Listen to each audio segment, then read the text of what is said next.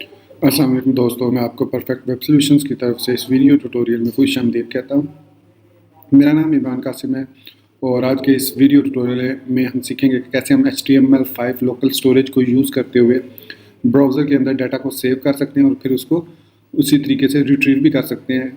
तो बेसिकली जो local storage है वो सेम लाइक कुकीज़ के काम करता है। जिस तरह हम सर्वर के थ्रू किसी भी सर्वर साइड लैंग्वेज के थ्रू कुकीज़ को स्टोर कर सकते हैं और कुकीज़ को रिट्रीव कर सकते हैं। इसी तरह हम जावास्क्रिप्ट के भी थ्रू कुकीज़ सेट कर सकते हैं, कुकीज़ को गेट कर सकते हैं। लेकिन एक और भी तरीका है, वो है लोकल स्टोरेज को यूज़ करने का, जो कि मॉडर्न ब्राउज़र्स में इंट्रोड्यूस करवाया गया जब HTML5 को भी एज एन मतलब जब HTML5 को इंट्रोड्यूस कराया गया था उसी वक्त लोकल स्टोरेज को भी इंट्रोड्यूस कराया गया था और उसके ज़रिए हम ब्राउज़र के अंदर डाटा को, वैल्यूज़ को जिस तरह कुकीज़ में सेव करते हैं वैसे ही हम सेव कर सकते हैं।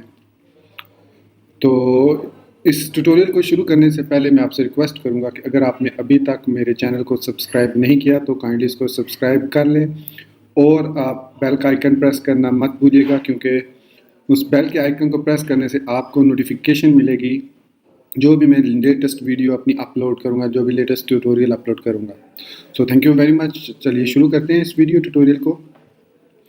तो HTML5 लोकल स्टोरेज को यूज़ करने के लिए हमें डेफिनेटली जावास्क्रिप्ट को यूज़ करना पड़ता है और इसमें सारी कोडिंग चूँकि जावास्क्रिप्ट में ही होती है, वनीला जावास्क्रिप्ट हम यूज़ करेंगे इसमें। तो इसको HTML के साथ इसलिए डिनोट किया जाता है या नॉमिनेट किया जाता है क्योंकि जब मैंने जैसे बताया प्रीवियसली कि HTML5 की इंट्रोडक्शन के साथ ही लोकल स्टोरेज की भी इंट्रोडक्शन हुई थी, तो इस वजह से आप कह सकते हैं कि इसको HTML5 का पार्ट समझा जाता है और इसको जब भी बयान किया जाता है, जब भी डिफाइन किया जाता है, जब भी एक्सप्लेन किया जाता है, तो जावास्क्रिप्ट की बजाय HTML5 API के तौर पे इसको डिफाइन किया जाता है। तो इसी को हम आज इसमें डिस्कस करेंगे कि हम इनको किस तरीके से डाटा को सेट कर सकते हैं और फिर उसको गेट कर सकते हैं। तो बेसिकली इसको सेट करने के हमारे पास 3 तरीके हैं कोई भी वैल्यू सेट करने के लोकल स्टोरेज में। तो यहाँ पे मैं एक टेक्स्ट बॉक्स ले लेता हूँ या यहाँ पे मैं एक कोई भी div या p टैग कुछ भी ले लेता हूँ, id = रिजल्ट के नाम से। इसमें हम सेव करेंगे अपना डाटा। तो यहाँ पे स्क्रिप्ट टैग के अंदर मैं सबसे पहले ये चेक करूँगा कि हमारे पास जो ब्राउज़र है जिसमें मैं ये रन करूँगा एप्लीकेशन, वो सपोर्ट करता भी है स्टोरेज को या नहीं। तो यहाँ पे मैं लिखूँगा if type of storage S capital storage is not equal to undefined. अगर वो अनडिफाइंड नहीं है तो it means we can save. तो इट मीन्स हम कर सकते हैं local storage dot set item. ये एक तरीका है सेट करने का। और यहाँ पे पहली की में हम नाम देंगे, क्या नाम रखना चाह रहे हैं। सपोज मैं यहाँ पे S वैल्यू देना चाह रहा हूँ या S की दे रहा हूँ, मैं की होगी और यहाँ पे उसकी वैल्यू में मैं हेलो वर्ल्ड लिख देता हूँ। अब जब मैंने ये लिखा तो इसका मतलब है कि अब ब्राउज़र के अंदर ये वैल्यू सेट हो जाएगी और हम इसको चेक भी कर सकेंगे। चलिए देखते हैं इसको रन करके। मैं यहाँ पे मैंने सबलाइम सर्वर यूज़ कर रहा हूँ, उसको एक दफ़ा रीस्टार्ट कर लेता हूँ। फिर मैं राइट क्लिक करूँगा और व्यू इन सबलाइम सर्वर में मैं क्लिक करूँगा।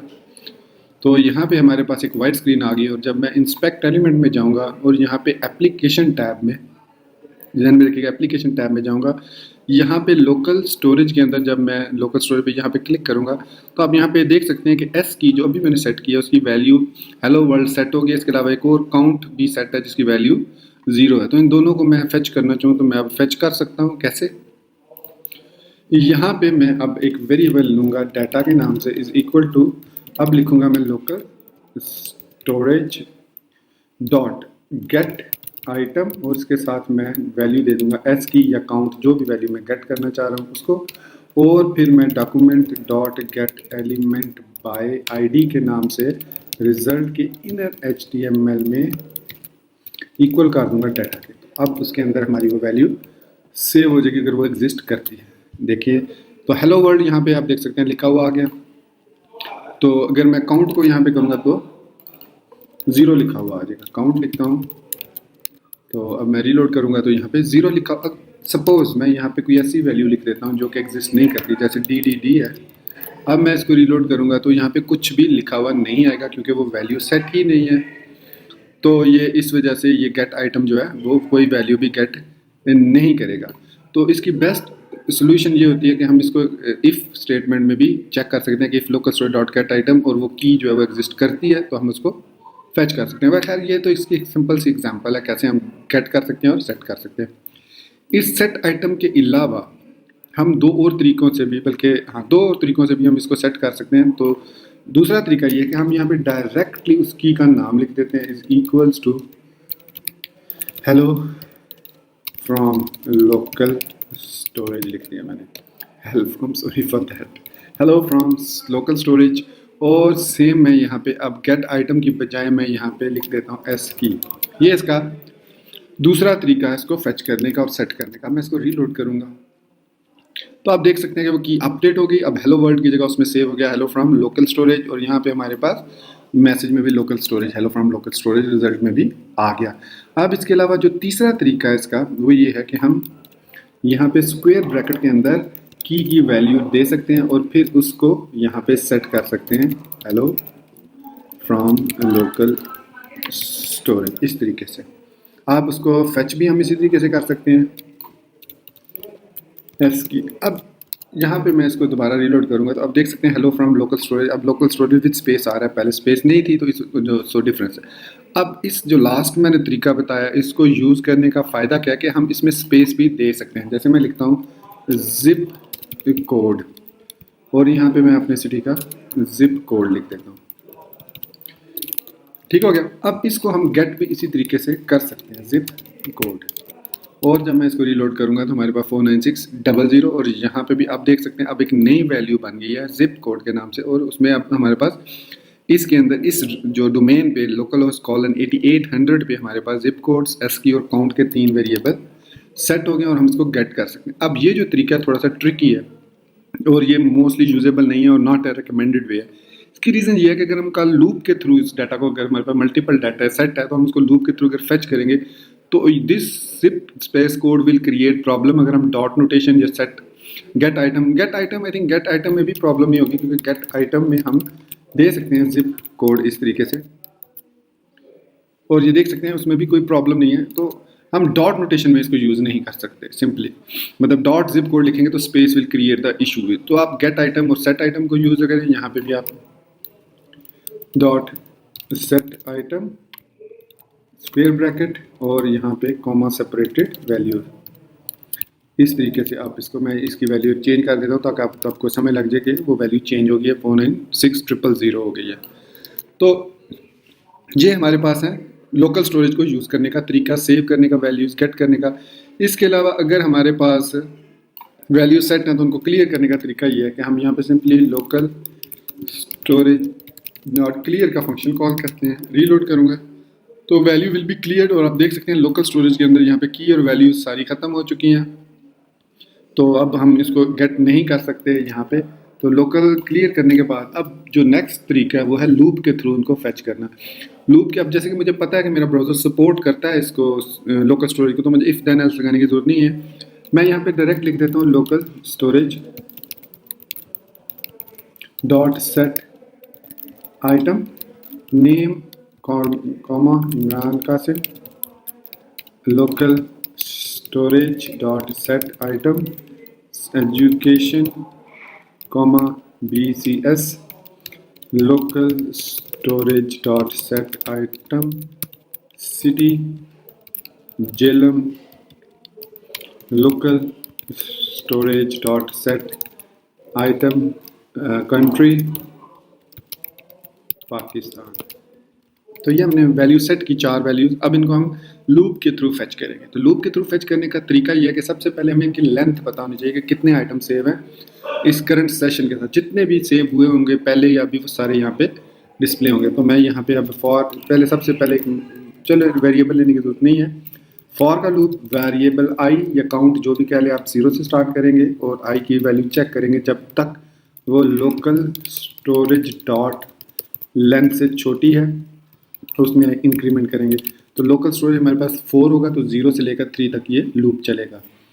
अब सबसे पहले हमें की नेम को एक वेरिएबल में सेव करना पड़ेगा। की नेम, उसको मैं की नेम या के नेम के साथ वेरिएबल लिख दिया equal to local storage dot की और उसके अंदर आई की वैल्यू पास कर दूंगा ताकि ये हर दफ़ा चेंज हो।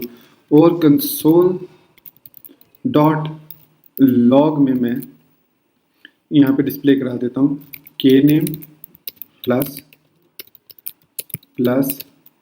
अब local storage dot gate item into के नेम, सिंपल इज दैट। इस तरह लिखूंगा। अब मैं कंसोल यहाँ पे तो खैर अब मैं यहाँ पे रीलोड करूँगा तो यहाँ पे वो वैल्यूज़ आ जाएंगी जो सेट की है। नेम आप देख सकते हैं, एजुकेशन, सिटी, जेलम और कंट्री यहाँ पे आ गई। इसके अलावा अगर मैं कंसोल में जाके देखता हूँ तो यहाँ पे भी हमारे पास वो वैल्यूज़ कंसोल में भी शो हो रही हैं।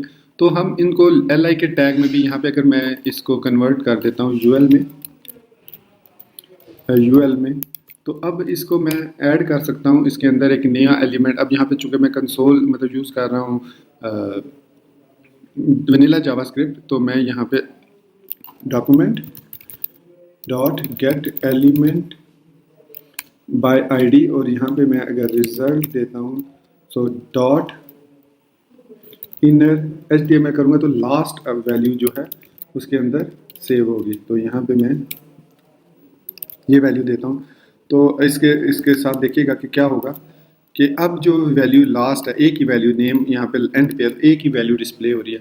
तो अगर हम यहाँ पे सारी वैल्यूज़ इसमें डिस्प्ले करवाना चाहें तो हम इनको कॉन्कैटिनेट करके यहाँ पे डिस्प्ले करा सकते हैं। इसके अलावा आई थिंक हम यहाँ पे डॉट अपेंड को भी यूज़ कर सकते हैं, डॉट अपेंड को, और यहाँ पे हम इसकी जगह पे इसको यूज़ कर सकते हैं। यहाँ पे कोई स्पेस प्रॉब्लम तो नहीं है, नहीं ठीक है। इसको इक्वल साइन को ख़त्म करते हैं और यहाँ पे हम इसको, अब यहाँ पे आप देख सकते हैं ये इसमें अपेंड होगी। अब इसके साथ हम क्या कर सकते हैं, यहाँ पे हम li लगा देते हैं प्लस यहाँ पे और प्लस स्लैश li यहाँ पे लगा देते हैं। अब आप ये देख सकते हैं क्योंकि इनर HTML में अपेंड नहीं यूज़ बल्कि इनर HTML नहीं अपेंड यूज़ कर रहा हूँ, तो अपेंड जो होता है वो बेसिकली टेक्स्ट फॉर्मेट में अपेंड करता है ना कि HTML में, तो जिसकी वजह से ये प्रॉब्लम आ रही है हमारे पास। तो डॉट HTML ये हमारे पास है, फिर मैं इसको यूज़ करता हूँ, नहीं यहाँ पे अपेंड के साथ ही हमारे पास ये यूज़ होगा और अपेंड में ये li को नहीं बल्कि HTML, अगर मैं यहाँ पे इनर HTML को यूज़ करूँगा तो तब ये इसको li के साथ डिस्प्ले करेगा। लेकिन प्रॉब्लम ये है कि ये लास्ट एलिमेंट को सिर्फ डिस्प्ले करेगा। अब इसका एक हल तो ये है हमारे पास कि हम एक ग्लोबल वेरिएबल ले लेते हैं और उस वेरिएबल में इन सारे को कॉन्कैटिनेट कर देते हैं। सपोज़ मैं यहाँ पे एक वेरिएबल लेता हूँ डाटा और इसको इनिशियलाइज कर देता हूँ एम्प्टी स्ट्रिंग के साथ। अब मैं यहाँ पे लिखूँगा डाटा प्लस इक्वल्स टू, और ये जो मैंने वैल्यू लिखी है ये वाली इधर मैं पास कर देता हूँ क्योंकि ये स्ट्रिंग है, और इसके बाद मैं इसको इस लूप से बाहर ले आता हूँ और इसमें डाटा को डिस्प्ले करा देता हूँ। अब मैंने क्या किया कि इस वेरिएबल के हर वैल्यूज़ को सेट करेगा वो इसके अंदर डाटा के अंदर, और फिर मैं उसको रिजल्ट को इनर HTML के थ्रू वहाँ पे अपेंड करा लेता हूँ। तो अब आप देख सकते हैं हमारे पास li टैग्स और यहाँ पे एलिमेंट्स के अंदर आप बॉडी में जाके ul में यहाँ पे देख सकते हैं कि ये अपेंड हो चुका है। अगर हम व्यू पेज सोर्स करेंगे तो यहाँ पे हमें नज़र नहीं आएगा क्योंकि वो यहाँ से अपेंड हो रहा है। सोर्स में वो लास्ट ही जो स्टेटस है वो होता है, जबकि इंस्पेक्ट एलिमेंट में आप लेटेस्ट चेंजेस को देख सकते हैं। तो यहाँ पे आप देख सकते हैं सिटी, कंट्री, एजुकेशन और नेम तीनों वैल्यूज़ अल्फ़ाबेटिकली ये सॉर्टेड है, तो इस तरीके से हमें नज़र आ रही हैं। तो ये था हमारा लोकल स्टोरेज का तरीका कि कैसे हम लोकल स्टोरेज सेट कर सकते हैं, फिर उसको गेट कर सकते हैं, क्लियर कर सकते हैं, लूप के थ्रू हम उसको भी सेट कर सकते हैं। तो दोस्तों यहाँ पे मैं अपने इस वीडियो ट्यूटोरियल को ख़त्म करता हूँ और नेक्स्ट वीडियो ट्यूटोरियल में हम लोकल स्टोरेज के ही एक इंसेस्टर जो कि सेशन स्टोरेज है उसके बारे में भी डिस्कस करेंगे कि सेशन स्टोरेज क्या है। अच्छा, लोकल स्टोरेज का एक और एडवांटेज ये है कि अगर हम सपोज़ मैं ये वैल्यूज सेट आइटम वाली यहाँ से आप मैं रिमूव कर रहा हूँ, ठीक है, लेकिन मैंने इनको क्लियर नहीं किया तो वो ब्राउज़र में स्टिल रहेंगे। अगर मैं ब्राउज़र को क्लोज़ भी कर देता हूँ, ये देखें मैं इसको क्लोज़ कर रहा हूँ, एग्ज़िट कर रहा हूँ और इसको दोबारा मैं व्यू इन सबलाइन सर्वर कर रहा हूँ, तो आप देखेंगे कि वही वैल्यूज़ हमारे पास यहाँ पे दोबारा से डिस्प्ले हो जाएंगी। मैं यहाँ पे इंस्पेक्ट एलिमेंट करता हूँ तो आप ये देख रहे हैं कि वही वैल्यूज़, हालांकि हमने ब्राउज़र को क्लोज़ कर दिया था लेकिन एप्लीकेशन के अंदर वो वैल्यूज़ स्टिल सेव्ड हैं। तो ये लाइफ टाइम के लिए, जब तक कोई यूज़र उसको खुद क्लियर नहीं करेगा ब्राउज़र को, तब तक ये उसकी मेमोरी में ब्राउज़र में रहेंगी और जितनी दफ़ा हम ब्राउज़र को क्लोज़ करके ओपन करेंगे वो हमें उसी तरीके से वो वैल्यूज़ मिलती रहेंगी जो हमने सेव की हुई हैं। तो ये फ़ायदा है हमें लोकल स्टोरेज को यूज़ करने का। तो दोस्तों नेक्स्ट वीडियो ट्यूटोरियल में हम देखेंगे कि कैसे हम सेशन स्टोरेज को यूज़ करके डाटा इसी आई थिंक मिलता जुलता ही है वो इससे भी सेशन। अगर आप सिर्फ करना क्या आपने कि सारे वीडियो ट्यूटोरियल में लोकल स्टोरेज की जगह आपने सेशन स्टोरेज लिख देना, दैट्स इट, वही डिफरेंस है सिर्फ। लेकिन एक और मेजर डिफरेंस है लोकल स्टोरेज और सेशन स्टोरेज में कि उस सेशन स्टोरेज के अंदर जैसे ही आप ब्राउज़र को क्लोज़ करेंगे आपकी वैल्यूज़ वॉश हो जाएंगी मेमोरी से।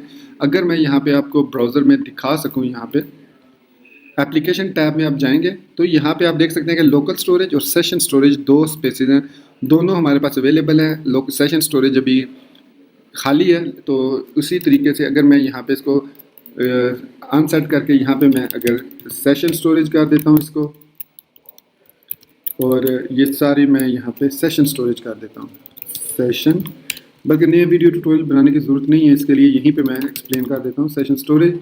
सिंपल ये डिफरेंस है सेशन स्टोरेज में, यहाँ पे अब सारी जगह पे जहाँ पे लोकल लिखा है वहाँ पे आप सेशन लिखते हैं, सिंपल सेशन सेशन। अब मैं इसको रीलोड करूँगा, जब open in view in Sublime server करूँगा तो हमारे पास देखें वही वैल्यूज़ वापस आ गई। लेकिन एक ट्विस्ट है यहाँ पे, ट्विस्ट ये है कि अगर मैं एप्लीकेशन टैब में जाऊँ और यहाँ पे लोकल में देखूँ तो हमारे पास वही वैल्यूज़ हैं, ये तो चलो फॉरएवर है।